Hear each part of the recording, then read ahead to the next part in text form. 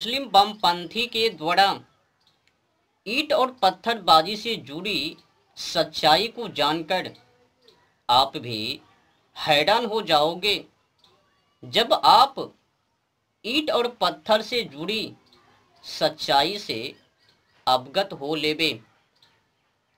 शायद किसी हिंदू को समझ में नहीं, पता नहीं, दूर दूर तक ज्ञात नहीं कि आखिर वे लोग मुस्लिम बमपंथी जब भी वे हिंदू के ऊपर वर्षा करना हो तो ईंट और पत्थर के द्वारा ही क्यों?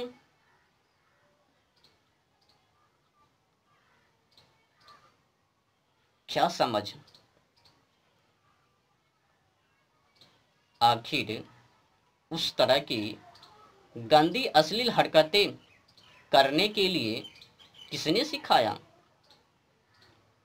अल्लाह ने या फिर एक कुरान ने? भाई साहब, पहला नंबर तो मैं साफ कर दूं, उस तरह की गंदी अश्लील हरकतें करने के लिए, कालाकृत काम करने के लिए अल्लाह कभी भी आज्ञा ना देवे। तो फिर किसने दिया? ये जो आसमानी किताब है ना, भले ही अल्लाह के ऊपर थोप दिया कि ये जो कुरान है, पवित्र कुरान अल्लाह के द्वारा है, आसमानी किताब हैं, पर लिखावट उनका नहीं है, उनका वचन नहीं है। जब आप गौर करोगे तो समझोगे कि कुरान के अंदर अधिकतर लोगों का हाथ है मिलावटी करने की। कई अनेक लोग मिलकर इसमें शुद्ध नहीं है। उन्हीं का काला परिणाम है कि आज मुस्लिम लोग हिंदू के खिलाफ हर हमेशा साजिश व षड्यंत्र। जब भी कोई हिंदू जुलूस निकालबे, कहीं उनके मस्जिद वाटे, तो पक्का अगर उनकी जनसंख्या बहुसंख्या में है तो पक्का पढ़ार कुरान में ही है। उनका न्याय व्यवस्था पत्थर से ही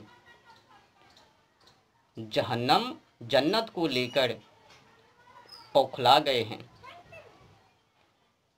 खैर, अपनी अपनी वामपंथी को मानने की,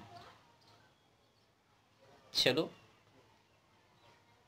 तो मैं आगे बढ़ता हूँ पत्थरबाजी की ओर।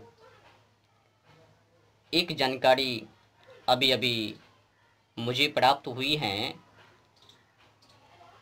कि बिहार के जमुई जिला के गांव में एक संगठन, हिंदू स्वाभिमान संगठन का कार्यकर्ता, हिंदू स्वाभिमान संगठन का कार्यकर्ता बिहार के जिले के गांव में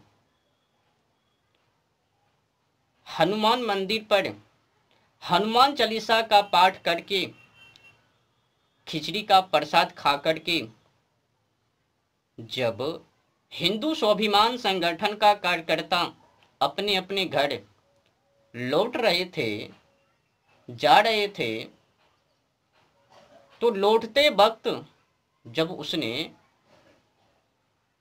उस मस्जिद से गुजरा तो उसी दौरान अचानक उन पर टूट पड़ा। जानकारी के मुताबिक बताया गया कि छोटे छोटे बच्चों से लेकर बड़े बुजुर्ग तक हमला किया ईंट और पत्थर से। तो उससे ईंट और पत्थर से कई हिंदू कार्यकर्ता गंभीर रूप से घायल भी हुए, अस्पताल में भर्ती हैं।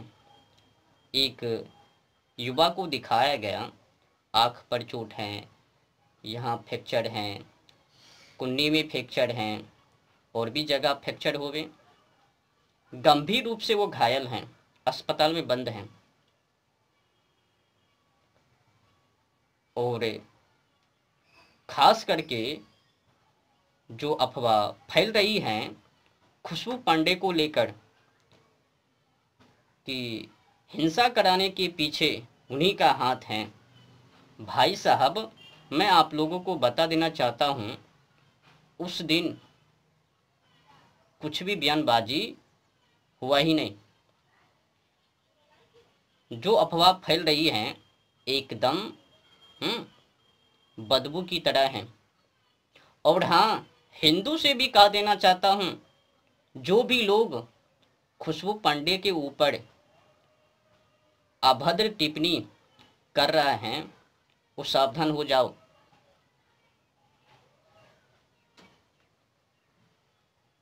वो जो भी कर रही हैं भलाई के लिए ही कर रही हैं। जब आप लोग मुस्लिम बमपंथी के कुरान को पढ़िएगा, पढ़े नहीं ना तभी बौखला रहे हो।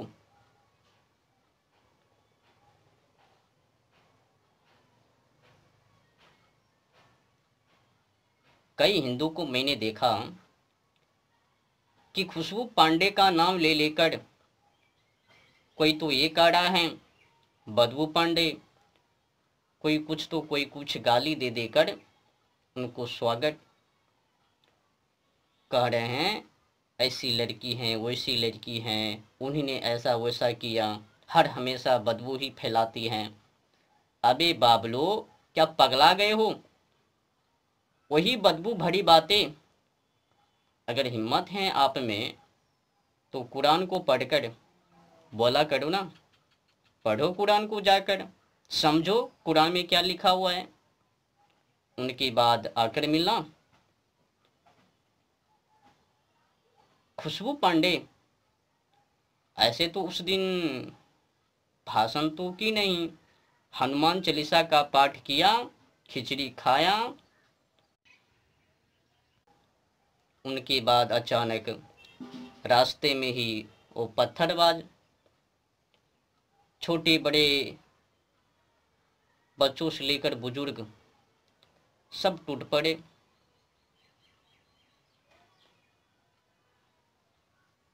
गजब तमाशा है। एक जानकारी और मिली है, उसमें बताया गया कि एक जो युवा गंभीर रूप से घायल,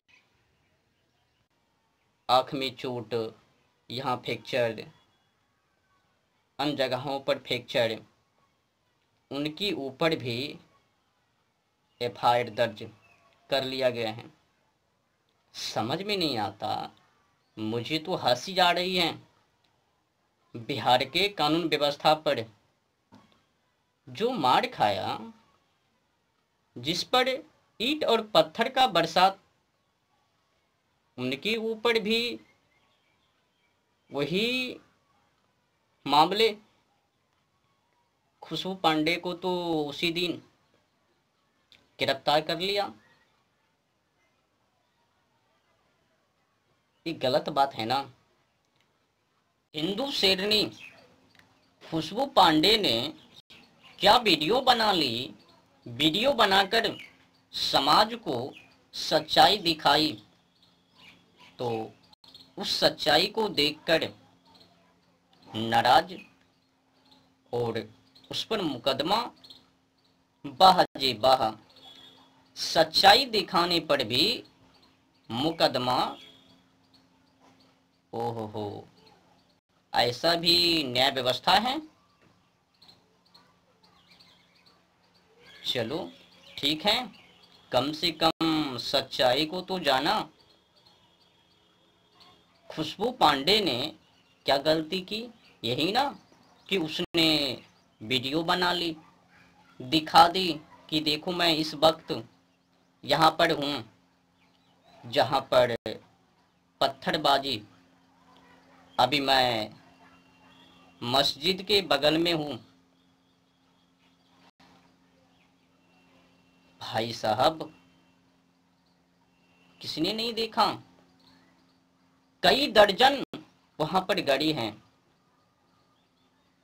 कई सारे के लोग हिंदू स्वाभिमान संगठन का कार्यकर्ता अपने अपने गाड़ी को छोड़ छाड़ कर वहां से भागा, केवल अपनी जान को बचाने के लिए।